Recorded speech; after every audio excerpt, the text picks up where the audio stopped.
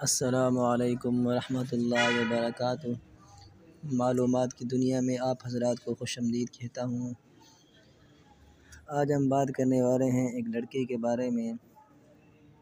Video میں آگے بڑھنے سے پہلے آپ حضرات سے گزارش ہے کہ اگر آپ نے ابھی تک میرے یوٹیوب چینل کو سبسکرائب نہیں کیا تو جلدی سے جا کے سبسکرائب کریں، اور انشاءاللہ بڑھتے ہیں ہم اپنی ویڈیو کی طرف۔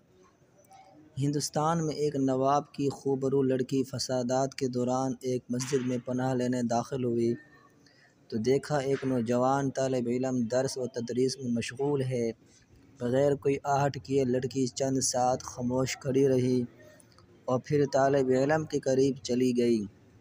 اسلامی رنگ میں رنگ طالب علم نے جب ایک نوجوان لڑکی کو مسجد میں غیر شرعی حالت میں دیکھا تو اسے مسجد سے نکلنے کو کہا، جس سے لڑکی نے انکار کیا۔ طالب علم نے غصہ، منت، سماجت ہر حربہ آزمایا، مگر لڑکی نے اللہ کا واسطہ دے کر کہا کہ بہر کی عزت کو خطرہ ہے اور اسے رات یہیں گزارنے دیا جائے۔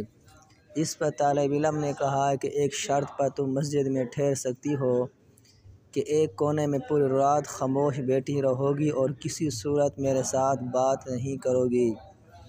ادھر نوجوان طالب علم ہر تھوڑی دیر بعد اپنی ایک انگلی آنکھ پر رکھتا اور پھر وہ سسکیاں لے کر ہٹاتا۔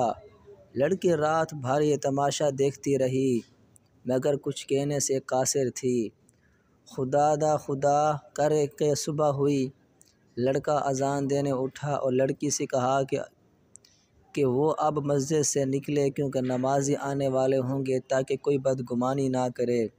لڑکی نے کہا ٹھیک، مگر مجھے ایک بات بتا دیں کہ رات بھر آپ وقفے سے اپنی انگلی آنکھ پر کیوں رکھتے تھے؟ طالب علم نے جواب دیا کہ رات میں نے نفس اور شیطان اور اللہ کے احکامات کے مابین شش و پنج میں گزاری۔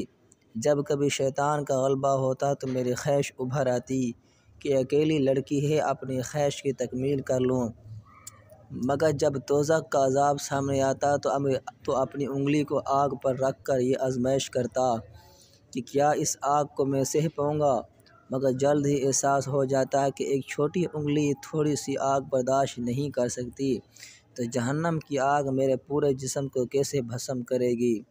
وقت گزرتا گیا، نواب زادے کے لیے امیر سے امیر شخصیات کے رشتے آنے لگے مگر وہ ہر رشتہ ٹھکراتی رہی۔ لڑکی کے والدین بہت پریشان تھے کہ آخر معاملہ کیا ہے۔